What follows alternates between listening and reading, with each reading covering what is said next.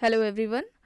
आज की इस क्लास में सोशियोलॉजी के इम्पॉर्टेंट क्वेश्चंस के बारे में बात करने वाले हैं एंड ये क्लास आपके सभी एग्ज़ाम के लिए इम्पॉर्टेंट रहने वाली है। एंड इसमें जो प्रश्नों का लेवल है वो net JRF assistant professor exam के लिए ज़्यादा है।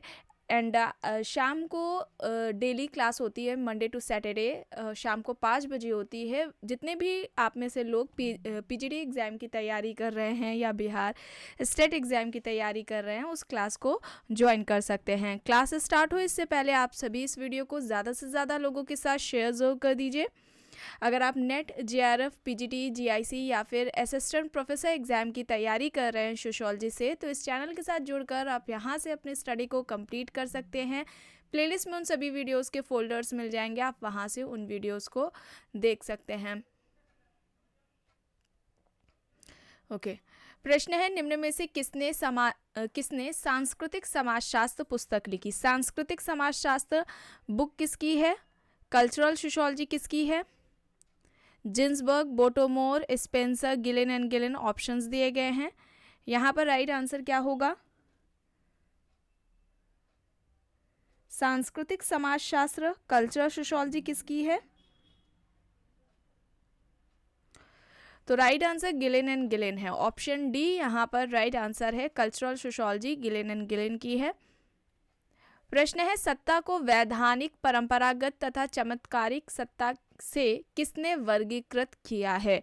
ऑप्शन है Sorokin, Pareto, M Weber, Karl Marx options दिए गए हैं। यहाँ पर राइट आंसर क्या होगा?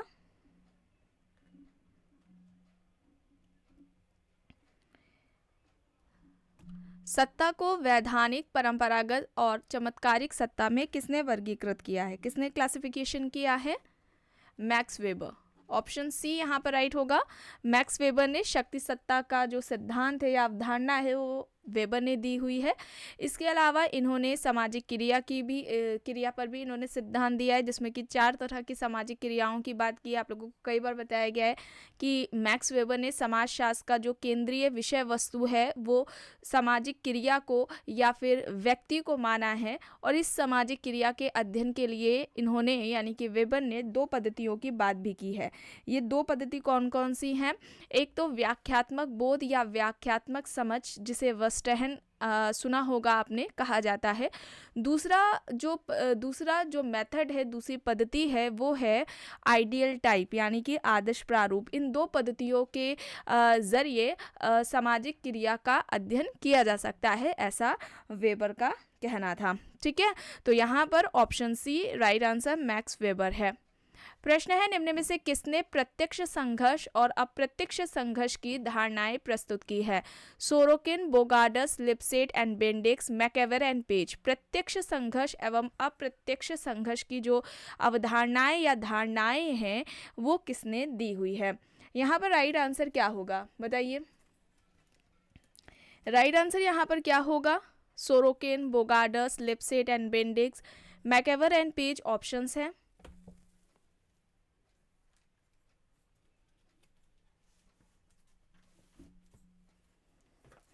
राइट आंसर क्या होगा बताइए? और सहयोग संघर्ष ये जो कॉन्सेप्ट है, सामाजिक क्रिया है, सामाजिक प्रक्रिया है, ये किसके अंतर्गत आएगी? असहयोगी सामाजिक क्रिया में। गिलिन एंड गिलिन ने सामाजिक प्रक्रिया के 3 प्रकार बताए थे। समान सामाजिक प्रक्रिया, दूसरी सहयोगी सामाजिक प्रक्रिया और तीसरी असहयोगी सामाजिक प्रक्रिया। असहयोगी सामाजिक प्रक्रिया में प्रतियोगिता यानी कि जिसे कंपटीशन, प्रतिस्पर्धा कहा जाता है। इसके अलावा कॉन्फ्लिक्ट यानी कि संघर्ष, ये भी असहयोगी सामाजिक प्रक्रिया के अंतर्गत आएगा। विरोध, विद्रोह, ठीक है, ये सभी असहयोगी सामाजिक प्रक्रिया के अंतर्गत आएगा। इसे याद रखिएगा। यहाँ पर प्रत्यक्ष संघर्ष और अप्रत्यक्ष संघर्ष की बात हो रही है, किसने की है?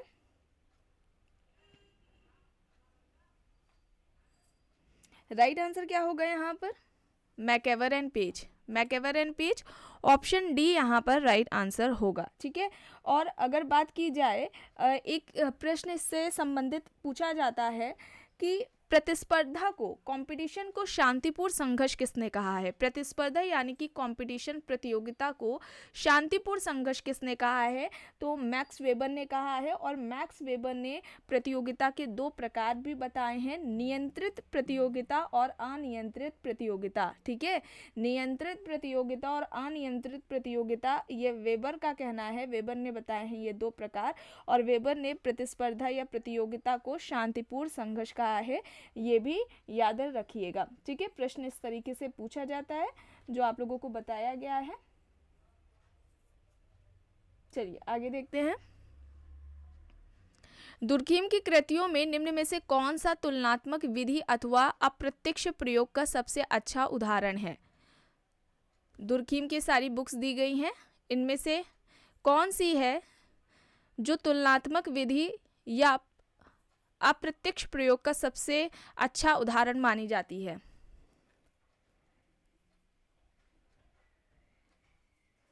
राइट आंसर क्या होगा यहाँ पर?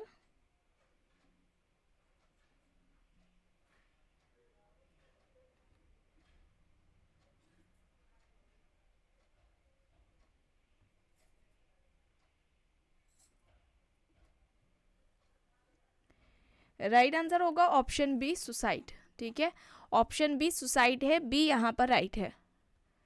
प्रश्न है, मैक्स वेबर ने अपने अध्ययन Protestant ethics and the spirit of capitalism में कौन सी अध्ययन विधि का प्रयोग किया है? ऐतिहासिक, तुलनात्मक, उपयुक्त, दोनों या फिर इनमें से कोई नहीं? राइट आंसर क्या होगा यहाँ पर?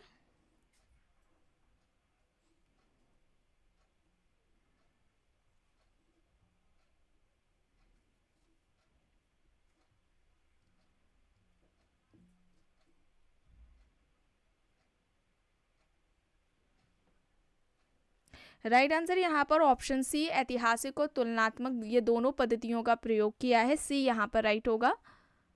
प्रश्न है, निम्न में से किस दर्शन शास्त्री ने मैक्स वेबर को व्याख्यात्मक पद्धति के प्रयोग के लिए प्रेरित किया? हीगल, समनर, डिल्थे, फैक्लिन ऑप्शंस है। राइट आंसर क्या होगा यहाँ पर? मैक्स वेबर को व्याख्यात्मक पद्धति के प्रयोग के लिए इनमें से किसने प्रेरित किया है? तो यहाँ पर राइट आंसर डिल्थे होगा, ऑप्शन सी यहाँ पर राइट होगा। प्रश्न है, कार्ल मार्क्स द्वारा प्रतिपादित सही तार्किक क्रम को पहचानिए। अब देखकर बताइए सही क्रम में क्या होगा?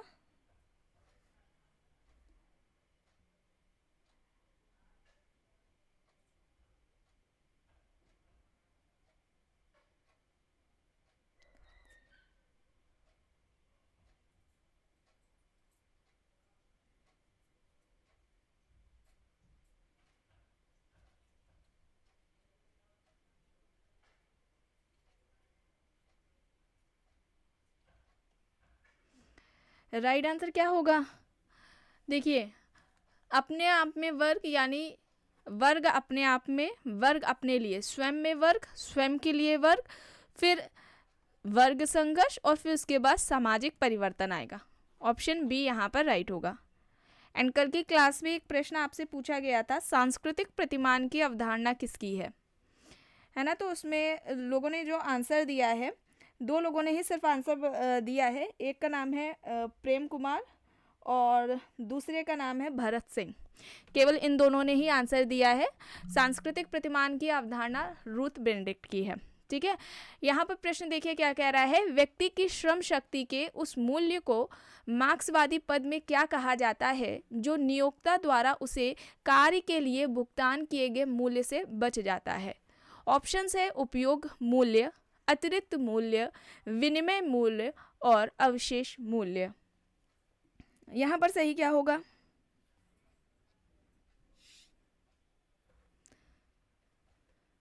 यहाँ पर सरप्लस वैल्यू होगा, अतिरिक्त मूल्य होगा। व्यक्ति की श्रम शक्ति के उस मूल्य को मार्क्सवादी पद में क्या कहा जाता है जो नियोक्ता द्वारा उसे कार्य के लिए भुगतान किए गए मूल्य से बच जाता है, सरप्लस वैल्यू कहलाता है, अतिरिक्त मूल्य। और जब कार्ल मार्क्स को पढ़ाया गया था, कंप्लीट कराया गया था, तो वहाँ पर उनके जितने भी सिद्धांत है, कॉन्सेप्ट है, सबको काफ़ी डिटेलिंग में बताया गया था। और इसके अलावा कार्ल मार्क्स से रिलेटेड एमसीक्यूज भी कराए गए थे। आपको कार्ल मार्क्स के नाम से ही प्लेलिस्ट में फ़ोल्डर मिल जाएगा। एंड अभी तक जितने भी क्लासेस ली गई हैं सभी का प्लेलिस्ट में फ़ोल्डर बना दिया गया है। आप सोशियोलॉजी से रिलेटेड किसी भी एग्ज़ाम की तैयारी कर रहे हो उन क्लासेस को देख सकते हैं। प्रश्न है, निम्न में से किसने सबसे पहले सामाजिक व्यवस्था क्रिया को अपने सिद्धांत का आधार मानकर प्रयोग किया? ऑप्शंस है Parsons, Schutz, max weber, Pareto. बताइए, सामाजिक व्यवस्था क्रिया को अपने सिद्धांत का आधार मानकर इनमें से किसने सबसे पहले प्रयोग किया?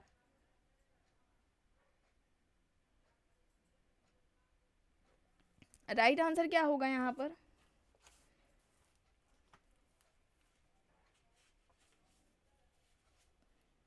राइट आंसर यहाँ पर क्या होगा?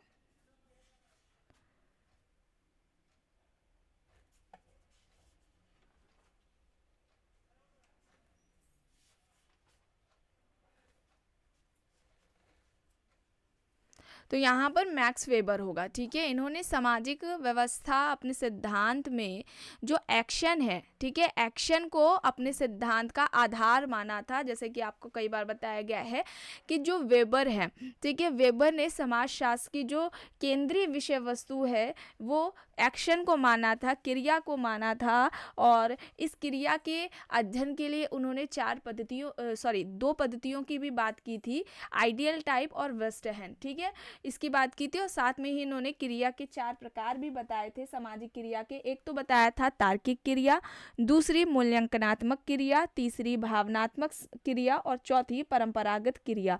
और इस एक्शन की बात इन्होंने किस पुस्तक में की है? प्रश्न इस तरीके से भी पूछा जाता है। तो बुक का नाम है theory of social and economic organization. Theory of social and economic organization है बुक, जिसमें उन्होंने सोशल एक्शन की बात की हुई है। ठीक है, पार्सन्स ने हालांकि सोशल सिस्टम के बारे में, इनका जो पार्सन्स आते हैं, इनका 3 महत्वपूर्ण योगदान रहा है समाजशास्त्र में। एक तो सोशल सिस्टम है, सामाजिक व्यवस्था है, दूसरा फंक्शनलिज्म है, प्रकारवाद है, और तीसरा क्या है इनका? सोशल एक्शन है। ठीक है, social action, social system and functionalism, ये 3 मेन इंपॉर्टेंट है इनके कंट्रीब्यूशन सोशियोलॉजी में पार्सन्स के। यहाँ पर मैक्स वेबर होगा, ऑप्शन सी यहाँ पर राइट आंसर होगा। प्रश्न है, एक श्रेष्ठ समाजशास्त्री ल्यूडियोमो किस देश से थे? Germany, France, Britain, America. ल्यूडियोमो कहाँ के हैं? यहाँ पर सही क्या होगा? राइट आंसर फ्रांस होगा, ऑप्शन बी यहाँ पर होगा। प्रश्न है, श्रीनिवास ने जाति और धर्म के अध्ययन में निम्न में से किस पहलू पर जोर दिया? सैद्धांतिक अवधारणात्मक, संरचनात्मक प्रकार्यात्मक, संघर्ष सहयोग, परंपरा, आधुनिकता। श्रीनिवास ने जाति और धर्म के अध्ययन में इनमें से किस का प्रयोग किया है?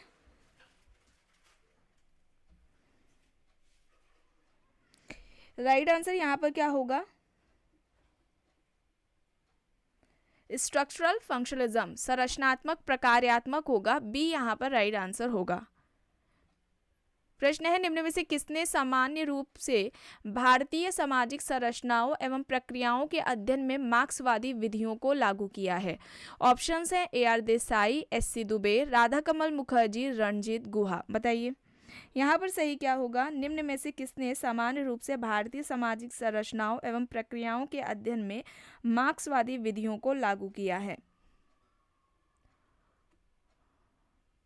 तो यहाँ पर AR देसाई होंगे, ऑप्शन ए यहाँ पर राइट होगा। AR देसाई ने राष्ट्रवाद पर सिद्धांत दिया था, राष्ट्रवाद की अवधारणा, और राष्ट्रवाद को इन्होंने परिभाषा जो राष्ट्रवाद को दी थी वो EH कार से प्रभावित होकर दी थी। इस तरीके से प्रश्न पूछा जाता है, किससे प्रभावित होकर राष्ट्रवाद को इन्होंने परिभाषित किया था? तो EH कार करके हैं, ठीक है, कार है, EH कार करके हैं, उनसे प्रभावित होकर दी थी। ठीक है, और राष्ट्रवाद पर इनका जो सिद्धांत है वो देसाई का ही है। प्रश्न पूछा जाता है, याद रखिएगा। यहाँ पर प्रश्न है, डीपी मुखर्जी का मानना है कि भारतीय समाजशास्त्री होने के लिए किसी भी व्यक्ति का सबसे पहले भारतीय होना आवश्यक है, अर्थात उसका जन्म भारत में हुआ हो, वह व्यक्ति भारतीय समाज और संस्कृति का विवेचित प्रशंसक हो, भारतीय परंपराओं और संस्कृति से परिचित हो, या फिर इनमें से कोई नहीं। राइट आंसर यहाँ पर क्या हो जाएगा?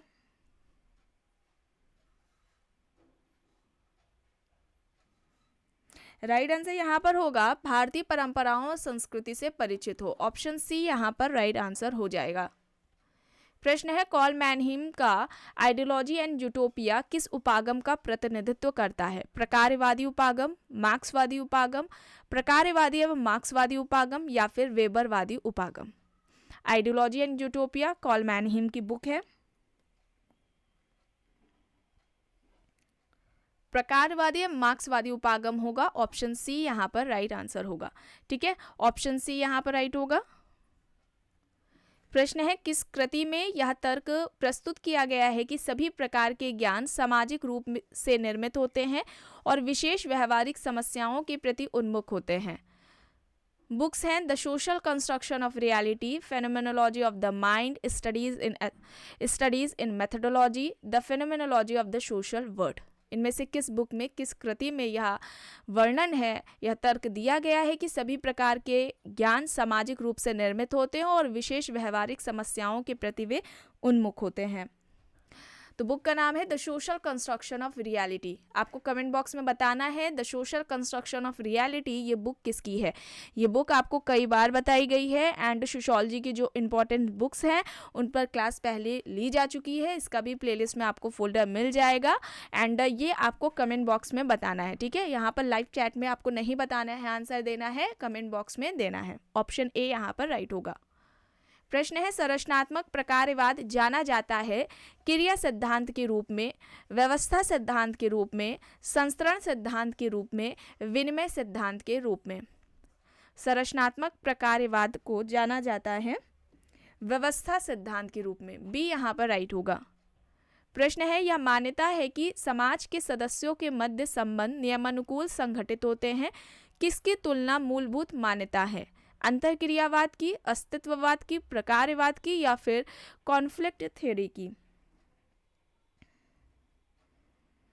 समाज के सदस्यों के मध्य संबंध नियमानुकूल संगठित होते हैं, ये मान्यता किसकी है? फंक्शनलिज्म, प्रकारवाद की। सी यहाँ पर राइट होगा। प्रश्न है, मूल प्रौद्योगिकी एवं सामाजिक प्रौद्योगिकी के मध्य किसने अंतर किया है? Marx, MacIver, Hobhouse, Sorokin. मूल्य प्रौद्योगिकी एवं सामाजिक प्रौद्योगिकी के बीच में अंतर किसने किया है? तो यहाँ पर राइट आंसर मैकेवर होगा। बी यहाँ पर राइट होगा। प्रश्न है, व्यावसायिक उपसंस्कृति निम्न में से किसकी विशेषता होती है? जनजातीय समाज की, कृषक समाज की, औद्योगिक समाज की, या फिर सभी प्रकार के अनौद्योगिक समाज की? व्यावसायिक उपसंस्कृति किस समाज की विशेषता है? Industrial society. ऑप्शन सी यहाँ पर राइट है।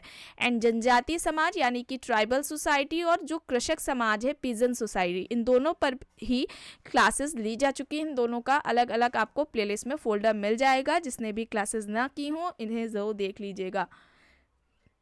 प्रश्न है, निम्न में से कौन सामाजिक संरचना की विशेषता व्यक्त करता है? एक जनजातीय क्षेत्र, ग्रामीण विकास कार्यक्रम, अंतः संबंधित संस्थाओं और समूहों की क्रमबद्धता, या फिर एक भीड़? सामाजिक संरचना की विशेषता को कौन इनमें से सही तरीके से व्यक्त कर रहा है, परिभाषित कर रहा है? राइट आंसर अंतः संबंधित संस्थाओं और समूहों की क्रमबद्धता। सी यहाँ पर राइट होगा। प्रश्न है, वर्ग व्यवस्था का एक विस्तृत अध्ययन एक समुदाय में जिसे उसने यांकी सिटी कहा किसने किया था? Weber, Michels, Warner, marks. Right क्या होगा? वर्ग व्यवस्था का विस्तृत अध्ययन एक समुदाय में जिसे उसने यांकी सिटी कहा किसने वर्णित किया? यांकी सिटी पर किसका अध्ययन था? वार्नर का, लॉयड वार्नर। ऑप्शन सी यहाँ पर राइट होगा। प्रश्न है, यह विश्वास किसका था कि सामाजिक गतिशीलता की उच्च दर वर्ग एकता को कमजोर बनाएगी? Weber, Parsons, marks, Kingsley Davis. सामाजिक गतिशीलता की उच्च दर वर्ग एकता को कमजोर करेगी, ऐसा किसका मानना है? Karl Marx. ऑप्शन सी यहाँ पर राइट आंसर होगा।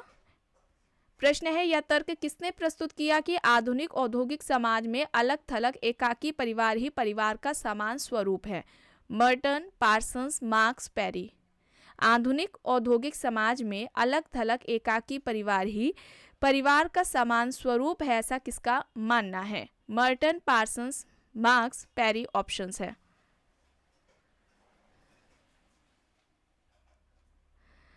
विलगित नाभिकीय परिवार की अवधारणा किसकी थी? पार्सन्स की। यहाँ पर पार्सन्स है, ऑप्शन बी यहाँ पर राइट है। परिवार पर अभी जल्दी ही क्लास ली गई है, काफ़ी डिटेलिंग में उसे समझाया गया है, फैक्ट्स इंपॉर्टेंट जो हैं उनको उन क्लासेस में बताया गया है और साथ में एमसीक्यूज भी कराए गए हैं। तो जिन्होंने ना देखी हो उस क्लासेस को देख सकते हैं, प्लेलिस्ट में आपको इसका फोल्डर मिल जाएगा। बी यहाँ पर राइट है। प्रश्न है, यह तर्क किसने प्रस्तुत किया कि वर्ग स्थिर इकाइयां नहीं है वरन निरंतर चलने वाली प्रक्रियाएं हैं जिनमें परिवर्तन, संक्रमण, भिन्नता काफी मात्रा में पाई जाती है? ऑप्शंस हैं रेसलर, वेबर, क्लार्क, ब्रेवरमैन। यहां पर राइट आंसर क्या होगा?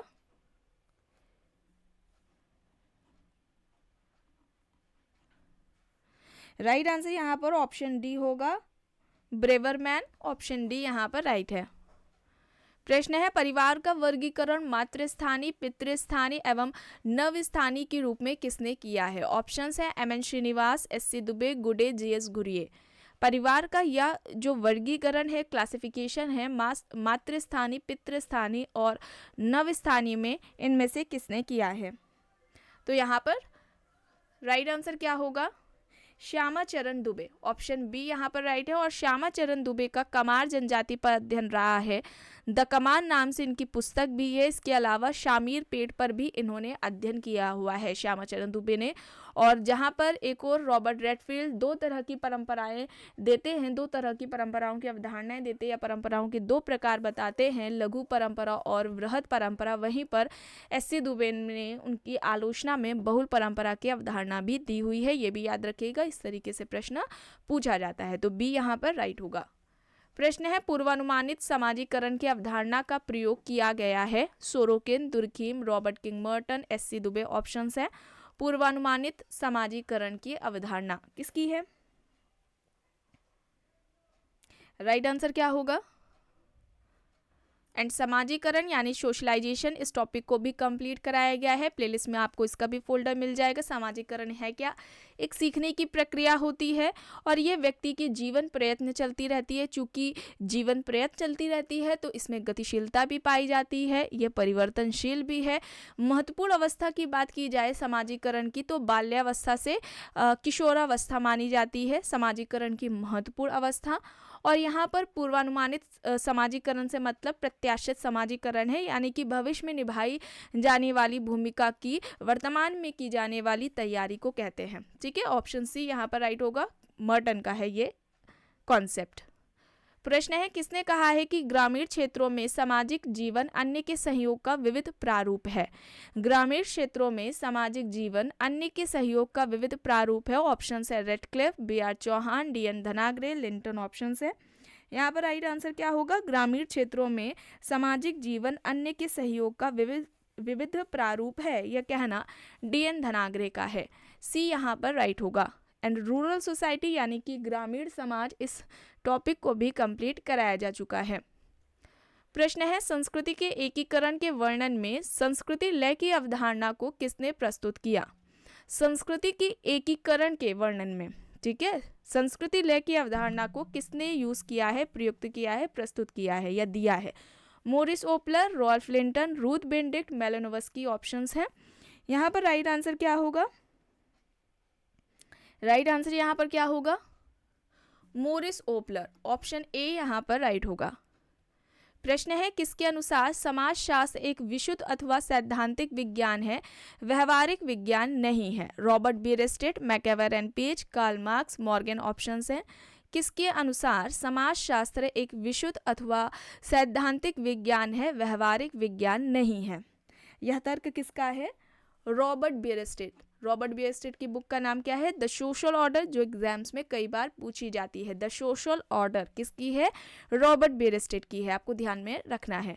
प्रश्न है, लघु समुदाय मानवता के इतिहास में मानव जीवन का सबसे प्रबल स्वरूप रहा है, यह किसका कथन है?